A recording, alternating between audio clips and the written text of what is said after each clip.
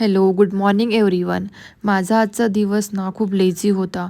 तुमच्यासोबत पण असं कधी होतं काय की कधी-कधी काहीच करायची इच्छा नसते? आज मला टिफिन पण बनवायचा नव्हता.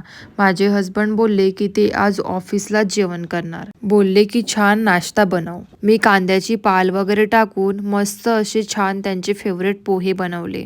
मी आज हेअर वॉश केले कारण खूप डॅन्ड्रफ झाला होता.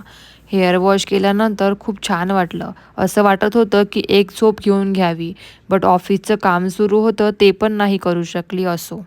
नंतर खूप भूक लागली होती. आज सकाळपासूनच ना साबुदाणा खिचडी खायची खूप इच्छा होत होती. मी सकाळी साबुदाणा भिजत टाकला होता आणि मस्त अशी बटाटे आणि शेंगदाण्याचा कूट टाकून खिचडी बनवली. कोणाकोणाची साबुदाणा खिचडी फेवरेट आहे मला कमेंटमध्ये नक्की सांगा. आज मला माझ्या हसबंडचं कपड्यांचं कबर्ड वगैरे क्लीन करायचं होतं.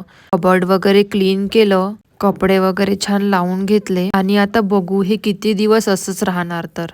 एक कपडा काढायला गेले ना तर पूर्ण कपडेच पाडून ठेवतात ते.